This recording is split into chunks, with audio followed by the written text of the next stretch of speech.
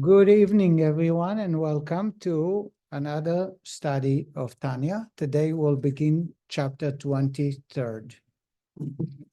Until now, the rabbi was covering the idea of the way we view God and the universe, or God's interaction with the universe. And we had the question to deal with: if God is unhappy with the evil, if God does not like me to eat non-kosher food, how come he created it? We have discovered that unlike the human traits where, for example, speech, when we utter words, we lose control over them. Also, they reflect my internal thoughts. By God, unlike human, when we use the word words or speech, it reflects God's desire to express his inner desires. However, he has full control over the words, and he can always take them back. That's why we thank God every moment for the words he said to create the universe that still stand.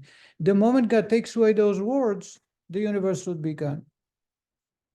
We also discovered that within God, in the relationship with God, there are two aspects. There is darkness, there is light. There is external, there is internal.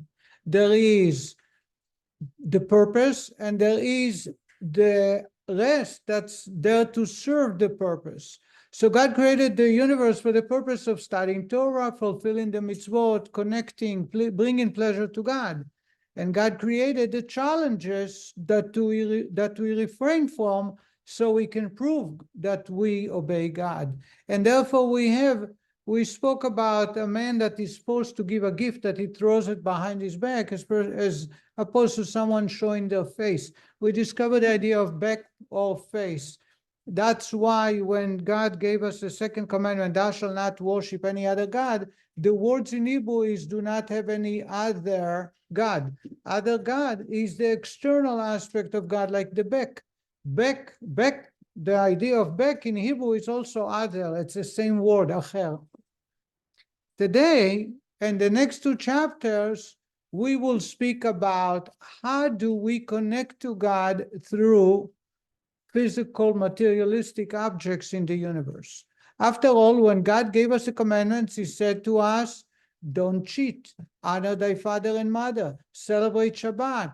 God desires for us to connect through the universe by interacting with the world. How is it possible? We will discover in the chapter 22, we will delve into 4 different topics. I want to show you very briefly the four, and I hope to cover 2 of them. The first is that the commandments are a conduit, a connector between us and God. If I want to have a connection with my father, or with my child, or with my friend, there are ways in which we establish connection. We all understand that connection can be established when you have 2 who agree to connect. You can't force somebody. A slave has no inner connection with the master. A child does, assuming they have a healthy relationship. When we want to connect to God, we need to establish a conduit, and the commandments are the conduit. The second part we'll discover is, one of the principles of faith. There are 13 principles of faith. One of them is that God is not divided, and therefore God has no body parts. How is it possible that in the Torah we read about God's eyes, we read about God's hand, God's finger, God's anger, God closes his eyes? Where does it come from if God has no body parts? How is it possible to use body parts unto God? And we will discover that they are for a purpose, to help us. These are the 2 that I want to cover tonight. The other 2 are the human body parts. Why does God created us? Why did God create us with particular body parts? And finally, the distinction between Torah and mitzvot. That's the last part. The connection through the study of Torah, which we do now, is far deeper than the connection established through doing mitzvot. So let's study.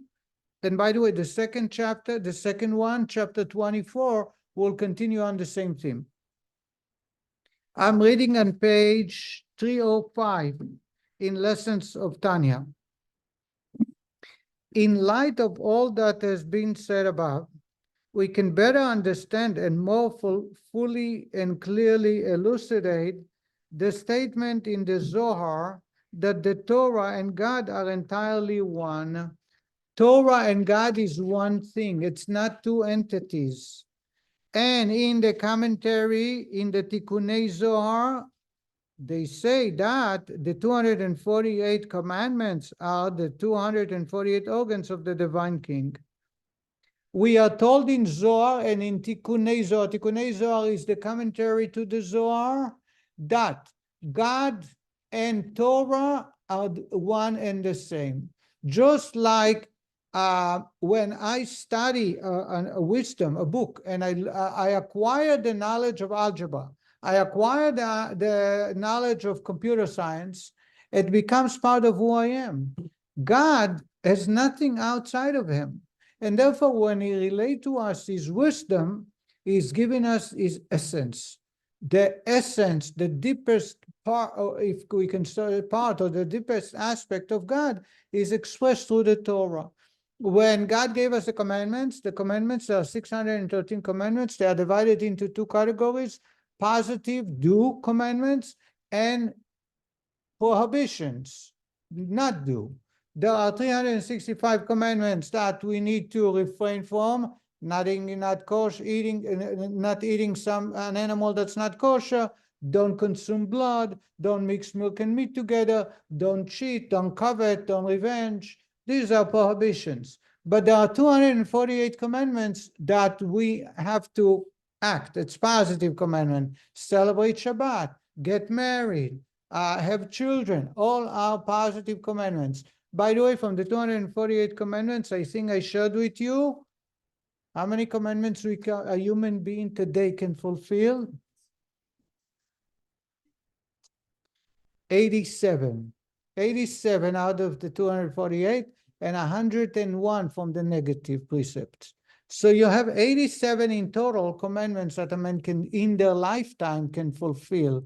It doesn't mean that we can, even if we try very hard, because some of them are given only to a male, some are only to a female, some are to a kohen, some are to a child, or only child, some are to a father. It all divided into based on the situation. But the total number that can be fulfilled today are 87.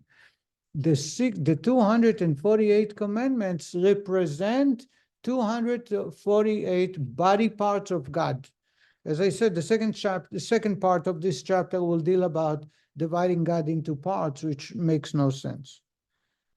Just as every organ in the human body is a repository for the particular faculty of the soul that is vested in that organ, for example, the eye is the receptacle for the faculty of sight, and the ear is a faculty of hearing. So too is every commandment a channel and repository for the divine will that is vested and expressed in that particular commandment. The commandments in general represent God's will, and each individual mitzvah is an expression of a particular aspect of this will. So we all know, for example, a mezuzah, affixing a mezuzah on the door creates protection. Why? God says it will protect you. So it's the body part that represents God's protection over me. For another example, giving tzedakah. When I give tzedakah, I connect with God's hands that is giving. So God says, you want to be blessed? Give tzedakah. The Rebbe, the previous Rebbe, once a Chassid was invited to his chamber, to his room, and he saw him counting cash, counting money. And he was wondering why he does it. In his heart, he says, why is the Rebbe so busy? He should be studying Torah. Why is he dealing with money? He has many secretaries. He has like 2 or 3 secretaries. They can handle that. And the Rebbe turned to him with a smile and says, I know what you're thinking, and let me explain you why. This money is going to be given to needy people. And therefore, when I'm busy with this money, I become an extension of God's hand. I don't want to give it away. I don't want somebody else to do it.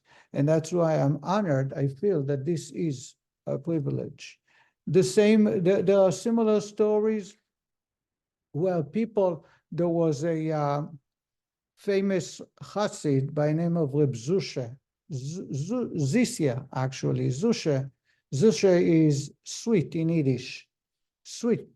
And he was a famous rabbi, but he also traveled around as a poor man to remind people about serving God. But he always looked like a very poor beggar, so nobody should suspect that he's a great man. One day he came into town, and because the way he looked, nobody invited him over. Everybody thought that he's a homeless. Finally, the gabbai, the sexton, the man that's in charge of closing the synagogue, saw one a poor beggar. Nobody invited him over. I think it was Friday night, I'm not sure. So he says to him, come on over to my house. So they went into his house, and the guy served them. They went in for the dinner, either Shabbat dinner or a weekday. While the stranger, Zusha, was eating dinner, suddenly he started kissing his hands and kissing everybody, part of his body.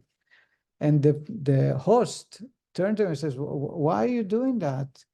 He says, the etrog is a citron. It's one of the 4 species that we take on Sukkot, on the holiday of Sukkot, to shake it and we make a mitzvah. Everybody loves it. We hug it. We hold it dear. We look at it. We pride ourselves. We show people. We hug it and kiss it, because during the year, if you bring it to someone, to synagogue or somewhere in October or December or February, nobody cares about it. They'll throw it away.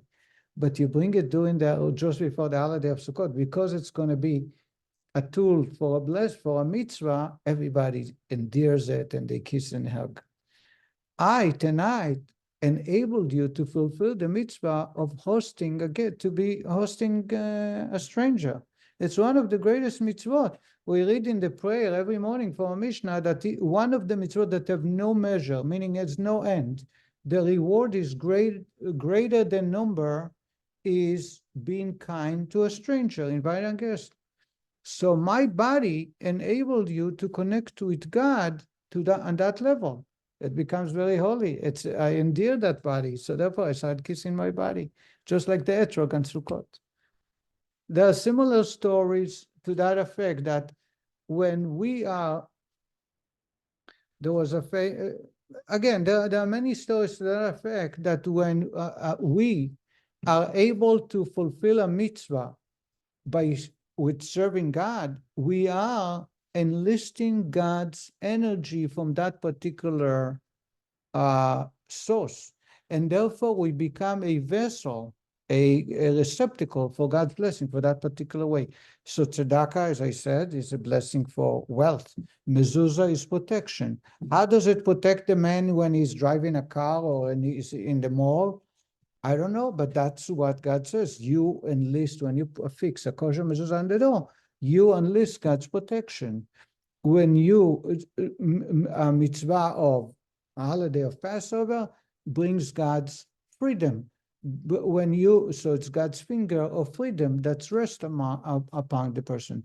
Every mitzvah is for a particular body part or aspect of God that brings a blessing. This is the positive commandments. We're not dealing with the negative.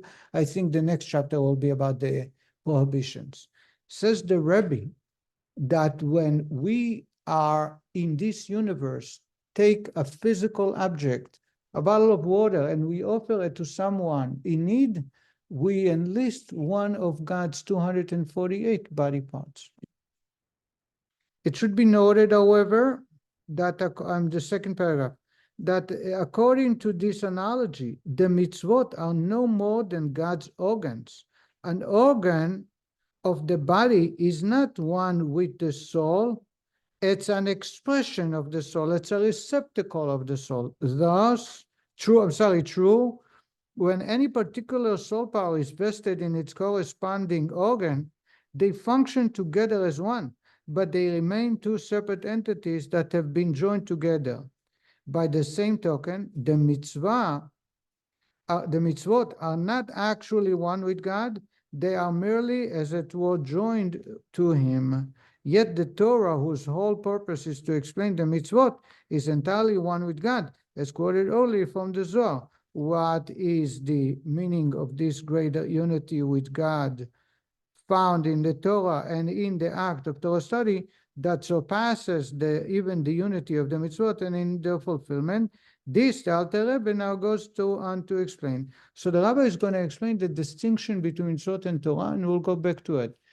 When we fulfill a mitzvah, we enlist into us a receptacle or an aspect of godliness, but we are not united with God. It's an expression of God. It's a body part of God. When you study Torah, you actually are united with God, one with God Himself. Well, it is here, Alvin. It's okay.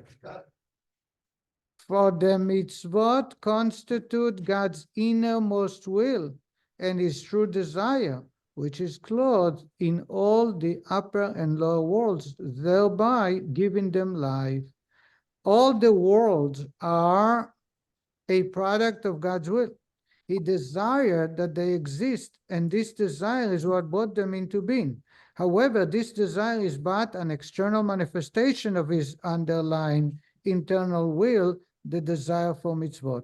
Why, in fact, does God desire that the world exists? Because He desires that the mitzvot be performed. And this is possible only when there is someone to perform them, and when there are objects with which to perform them. To this end, God created all the worlds. Let me explain that with an analogy.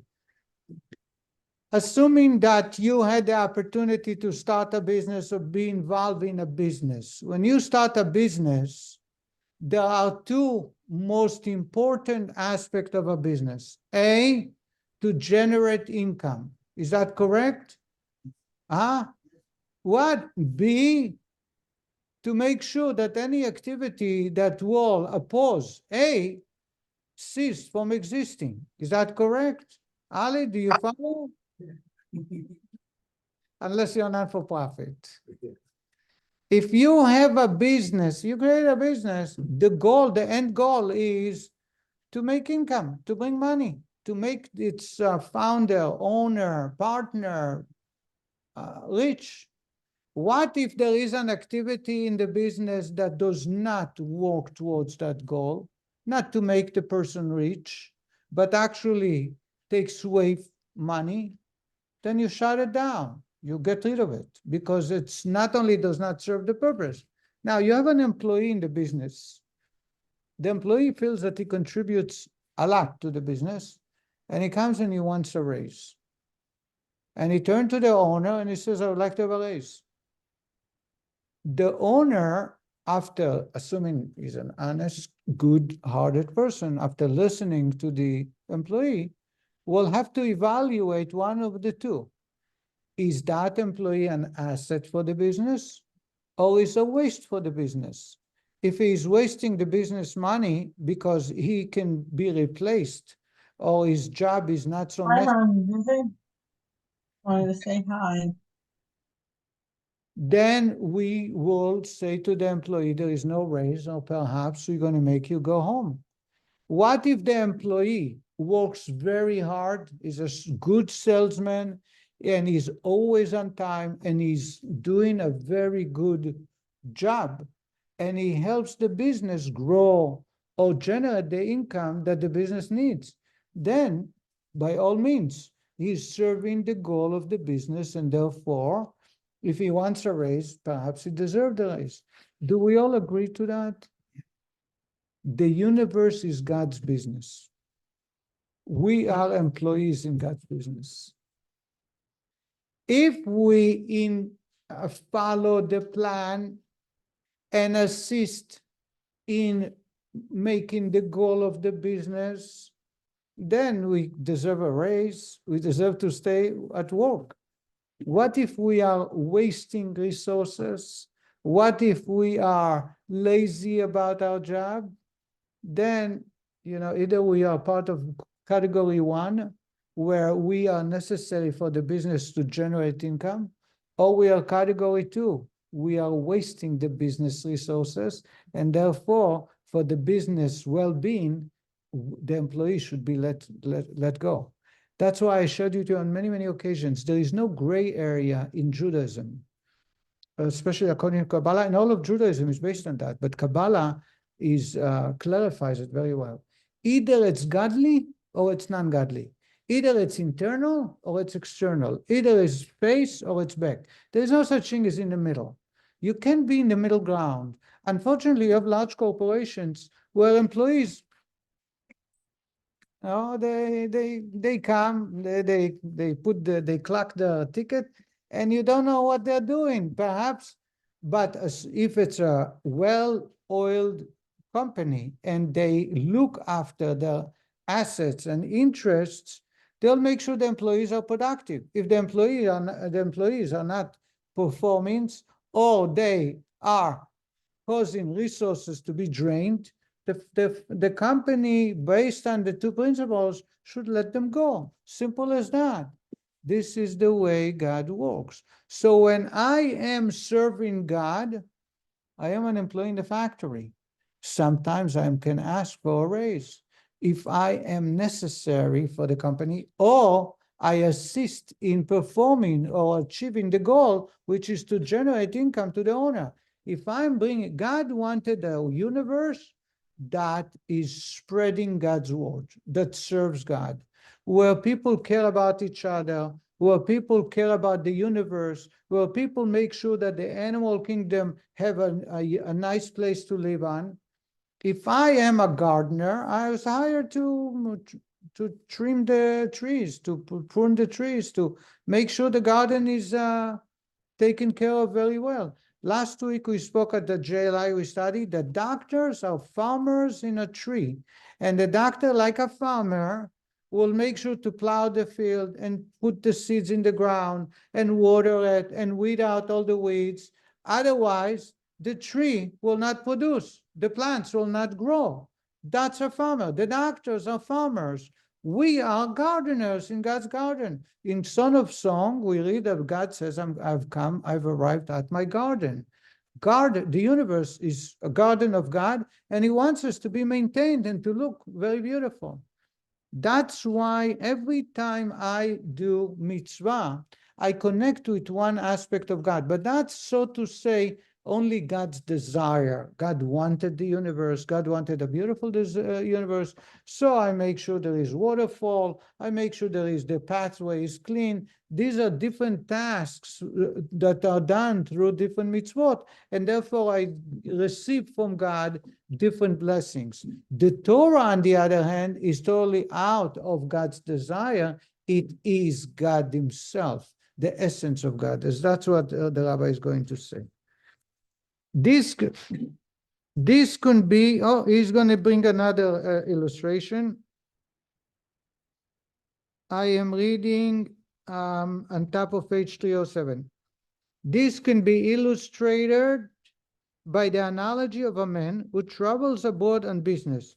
Naturally, he travels because he wishes to do so, but his internal, that is, ultimate desire in the journey, his underlying motive lies in the profit he expects to reap.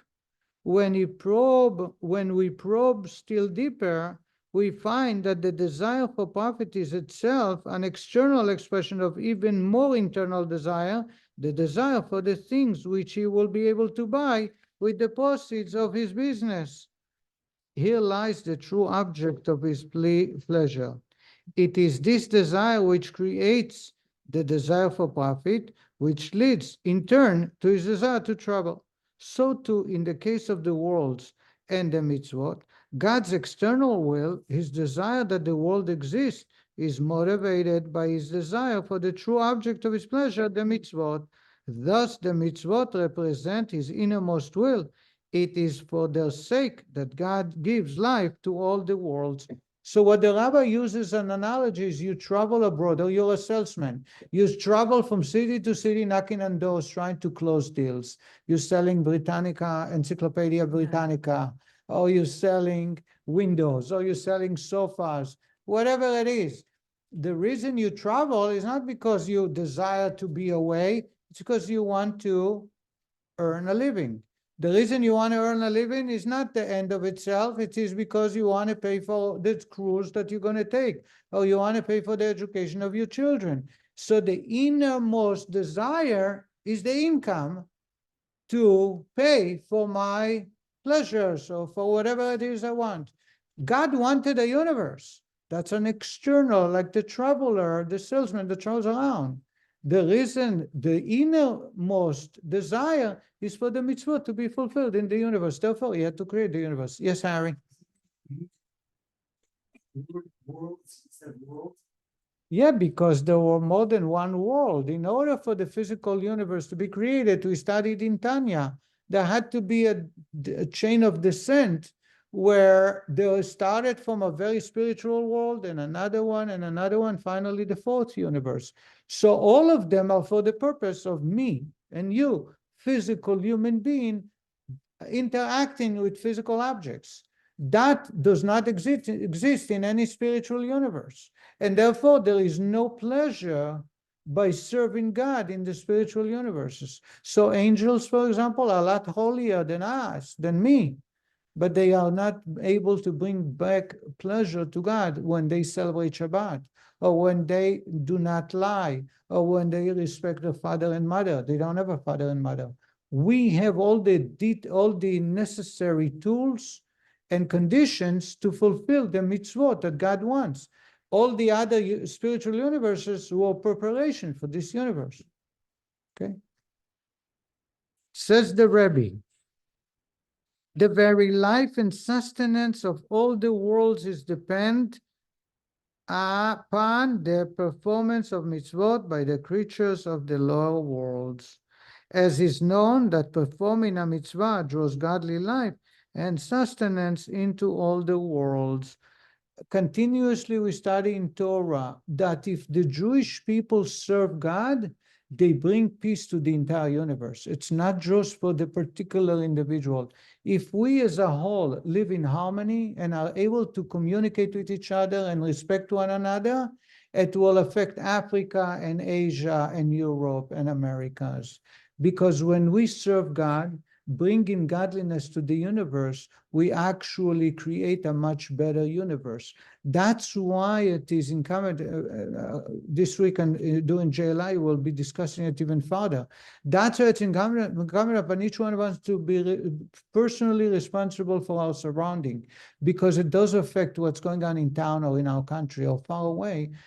If I am to behave properly and someone else to do the same, the entire universe will change. And thus, the personal responsibility upon each individual is enormous. It follows that the performance and fulfillment of the mitzvot is the innermost garment for the innermost aspect of God's will.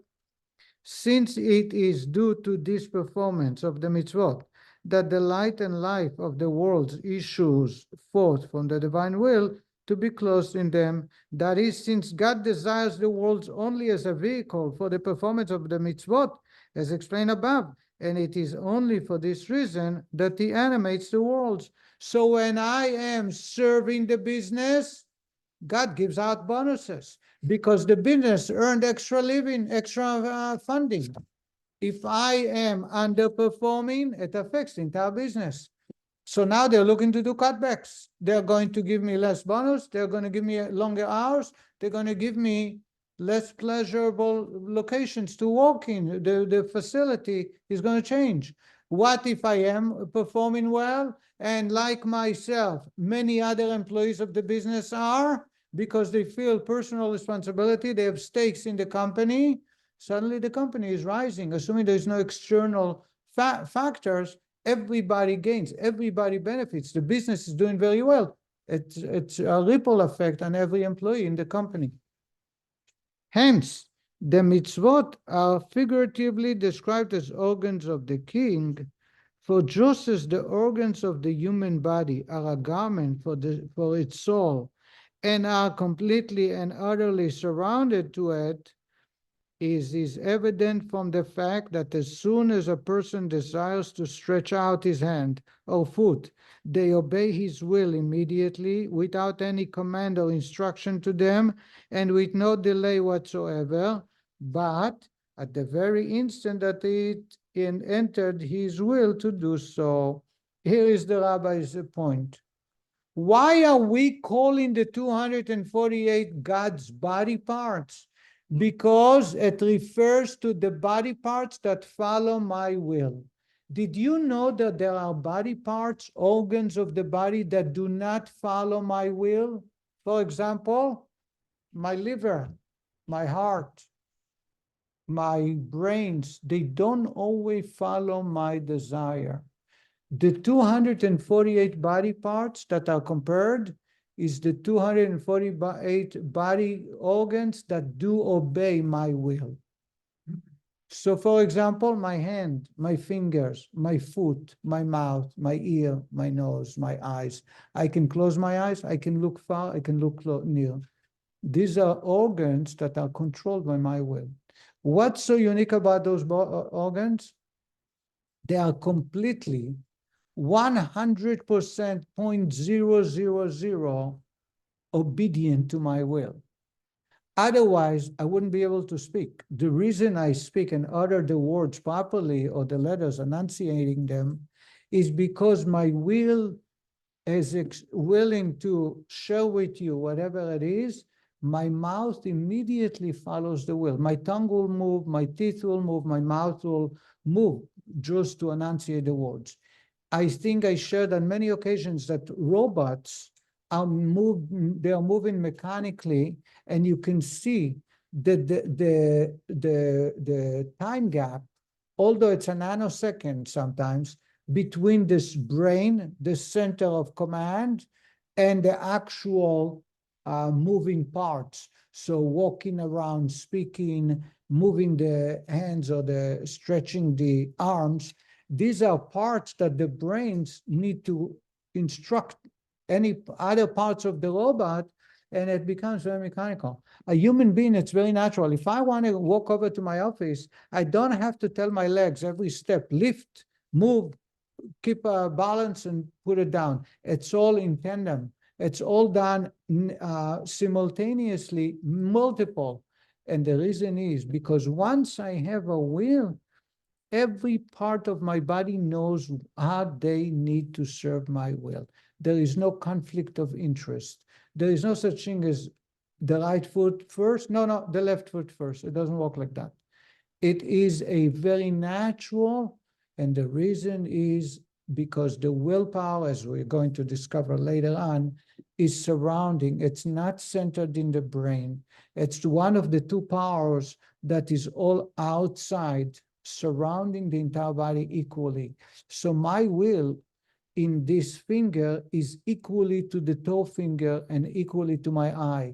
The distance between my will to my physical finger is the same distance between my will and my eyelid. And therefore, if I need to close my eyes or cover my eyes or cover my ears, it's done naturally and the exact way it should be done. This is unique to the creatures that God created. They possess willpower. Animals are the same. Robots, as advanced as they are getting, and they are advancing very well, it is still coming from a center. And therefore, the farther the part is from the command, from central command, the longer it will take. And again, it can be measured in nanoseconds, but that's what makes it so mechanical. So back to our discussion, says the Rebbe, why are we calling the 248 commandments God's body, representing God's body part? Because they are totally nullified to God's will. What happens when I give tzedakah? I am expressing God's will in the ultimate way. What happens when I put a mezuzah on the door? I'm expressing God's will of protection to my surrounding. What happens when I eat matzah on Passover in physical matzah? I'm expressing God's will, and therefore I become a part of God's body, figuratively, as we'll discover in a moment. But that's why we use the idea of 248 organs, meaning 248 body parts, because when I serve God, it is the ultimate will of God being fulfilled in this universe. Yes.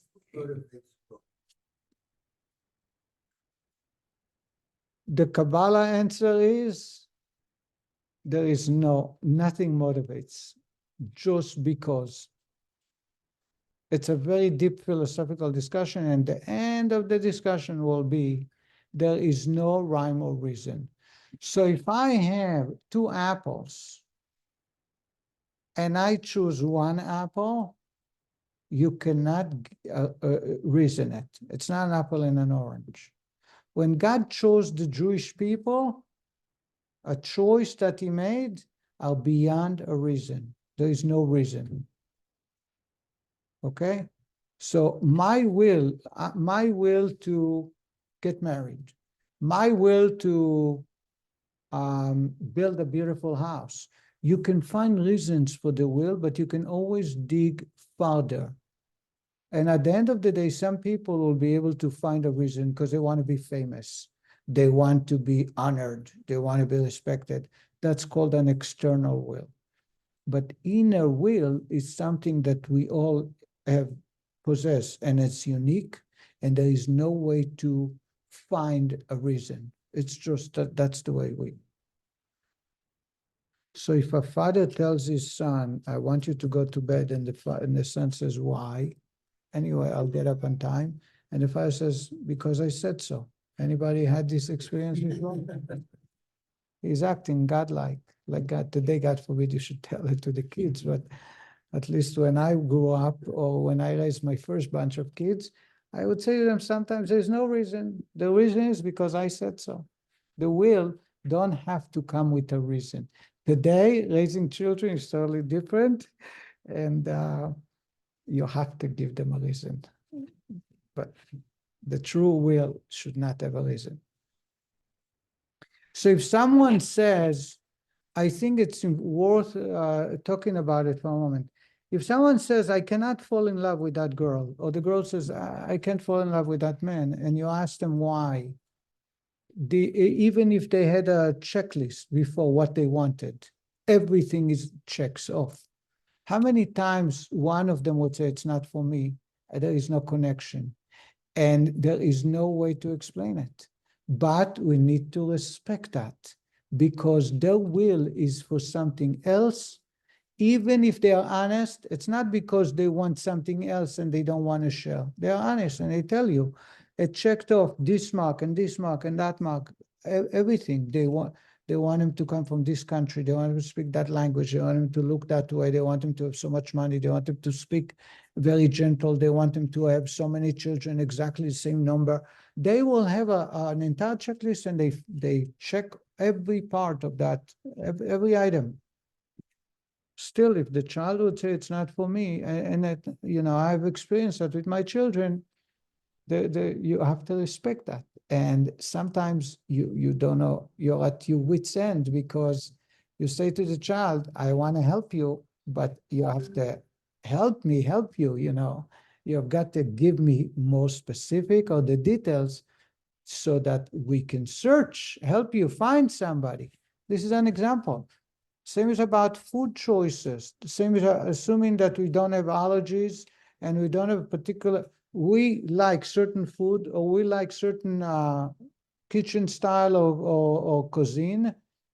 You can't really explain why. Not because it's healthy, not because it's less expensive, not because it looks nicer, because different cuisines will look the same. It's just that's my will. That's what I want. And it's beyond the reason. So when God has a will, we cannot explain the reason.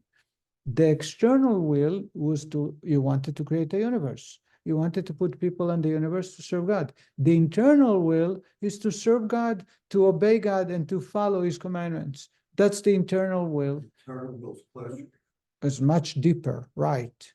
Now, when I serve God, when I fulfill a positive commandment, I become a conduit to God's will, because God's will is being fulfilled. Just like my finger moves around when I want to, I am totally nullified. Remember, we spoke about last week that nullification, ego is the biggest barrier between us and God. God don't want to be there. Because if you want a healthy body, you need the will to operate in a healthy way. So when you want to close your eyes and you want to walk, the body should operate that way. Now the Rabbi is talking about the physical universe where God's will is being expressed in one of the 248 commandments. In this way, those organs, I think that's where we are on page 309 of the, yeah, is that correct?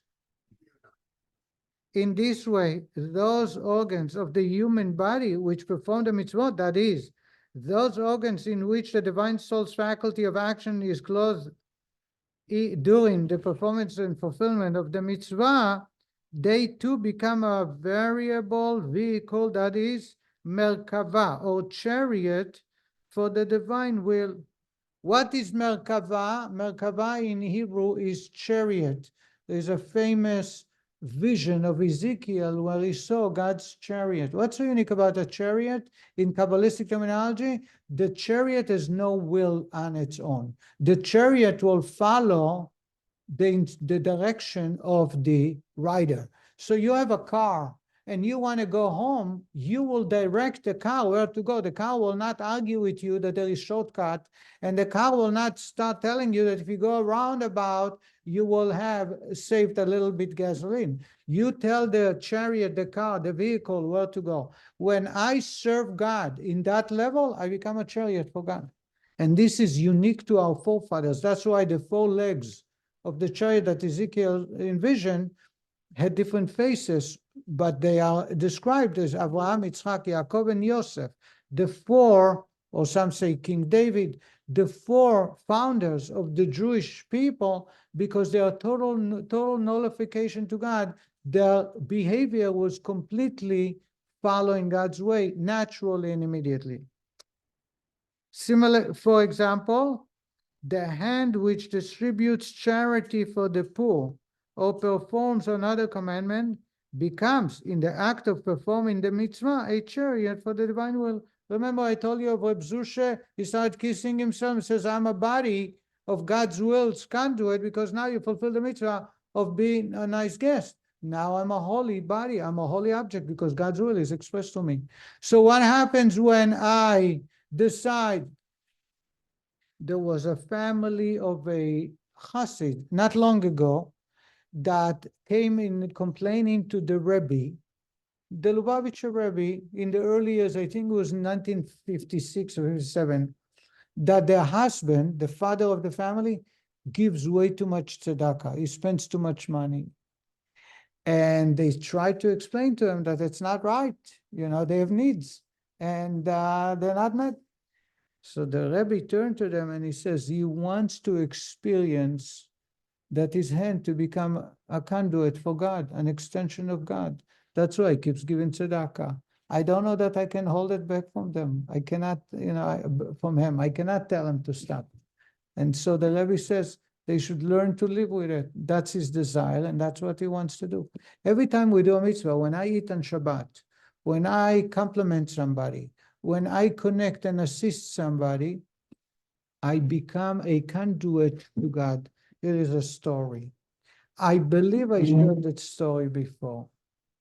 There was a man, his name is Israel, and he was a butcher. He wasn't wealthy. He can hardly make ends meet, but he was a happy man.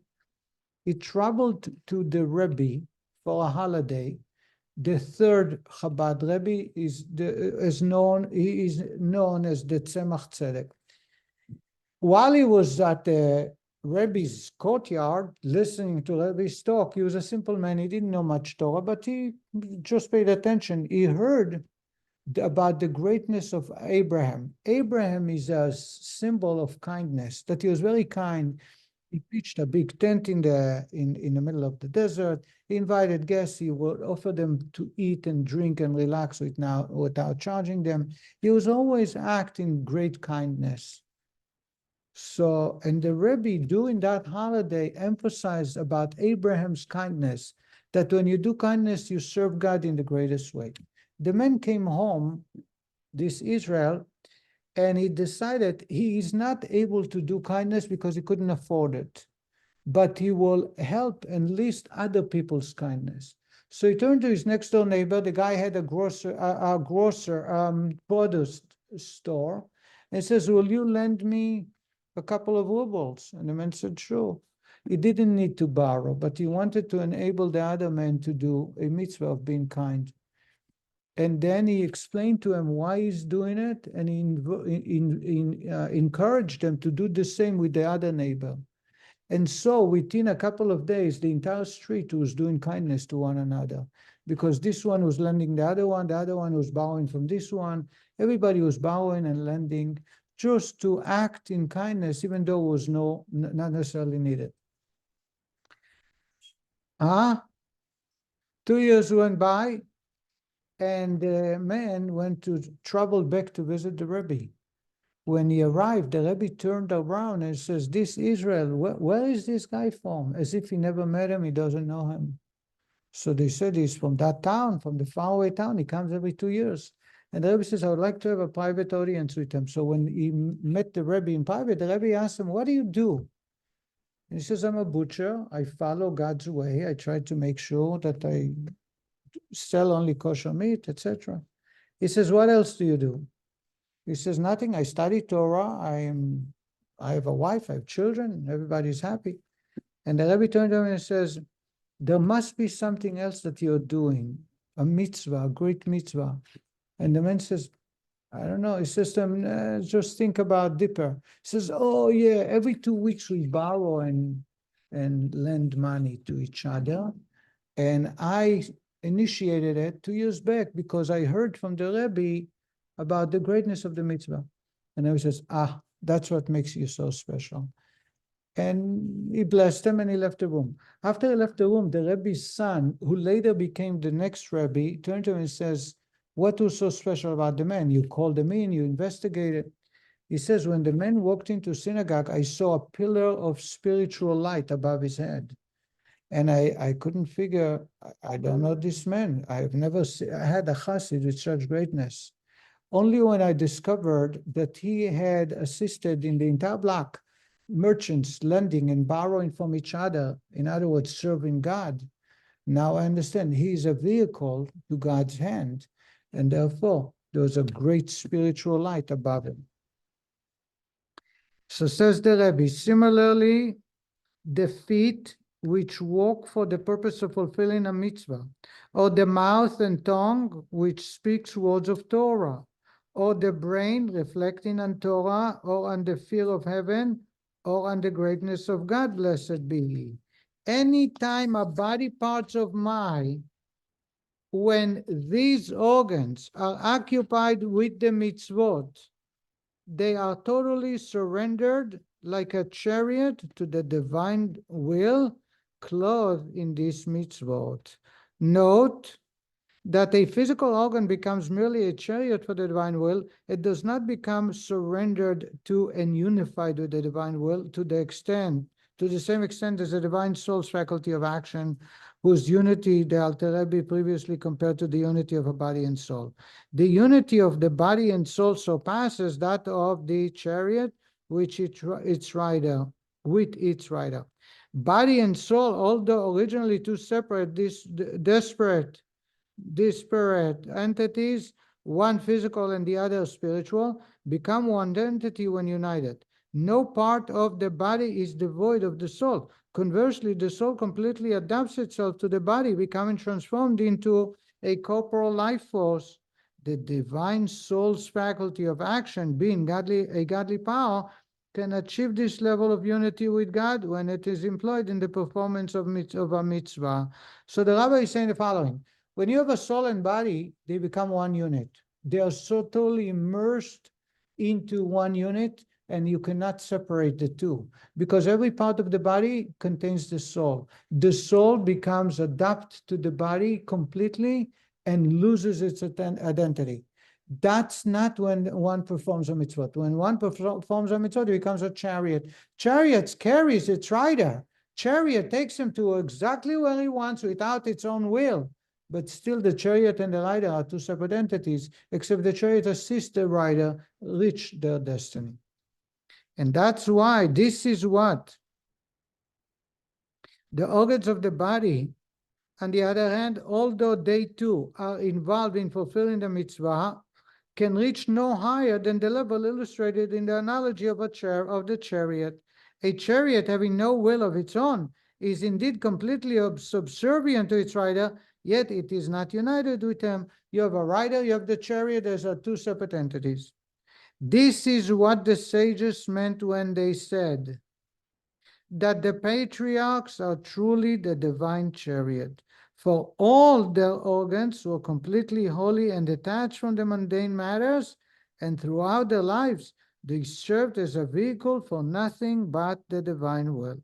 The reason for the sages designating specifically the patriarchs as God's chariot, although every Jew body becomes a chariot when he performs a mitzvah, is that the patriarch's submission to the divine will was unique in its power, its scope, and its consistency. All their organs were totally surrendered to the divine will throughout their lives, whereas with other Jews, only those organs which perform a mitzvah are a chariot and then only doing the act. In fact, the same organ which today serves as a chariot to God God's will might conceivably serve the opposite purpose tomorrow. Says the Rabbi, the uniqueness of of patriarchs, that they are called chariots, is because their entire life and their entire body all the time served only God. So they trained themselves to obey God completely without any deviation. When I serve God with giving tzedakah or with study Torah, only one part of the body is a chariot, and in addition, that part is a chariot today, but not yesterday, and maybe not tomorrow. It will change, it fluctuates based on my choice. And that's why I am not God's chariot. I might be my body part, one part of my body may become God's chariot, only temporarily while I'm engaged in becoming God's chariot, but after that I'm not. The patriarchs will completely that way. And for that I have a very short story. The fifth Lubavitcher Rebbe, it's a very famous story, said that he trained himself from young to follow code of law, that his body will follow and do only that which is kosher and acceptable in code of law. So it became a second nature. That's the closest chariot you can think of. So if someone were to place something that's not in a food or a behavior, someone speaking inappropriately, someone is asking him to go to a place that's inappropriate, or someone placing food that's inappropriate, it's not healthy, or it's not kosher. Even if it's kosher, it's not serving to take care of the body. He did not need to overcome and fight and debate. He said, it's not according to Jewish law. That's not me. And therefore, he was not going to engage. But for us, at least once in a while, at least one body part should become a chariot to God, because that's the best way for us to connect, to interact and connect with God. We're going to discover later on Torah. The Torah is a whole different ballgame. But when it comes to my serving, so the internal desire of God is mitzvot, performance of mitzvot. I do fulfill, when I do fulfill the mitzvah, I am connecting with one of God's organs. Why we call it God organs is because the body organs of my are totally, completely subservient to my will. And if I want something, automatically, without a doubt, without question, they will obey. So when I act in that way, I become totally immersed in God's body parts, the particular body parts that associated with that mitzvah. When I use my body parts, why God gave me my mouth, my brains, my legs, why God gave me those talents? Because God wants me to become a chariot for God. So what do I hire? If I have to travel to New York, I'm not going to hire a horse and buggy. I'm going to rent a good car or sometimes a plane. The chariot will have to have all the equipments and all the needs to fulfill to get me where I'm supposed to. Otherwise, I'm making something is wrong.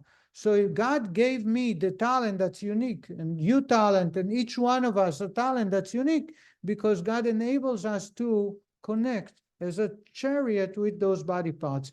And in that way, the rabbi now is touching about my body parts being a chariot, because that's what God wants. He gave me those talents or desires or abilities, so that when I actually am able to do the right thing, I became a chariot to God.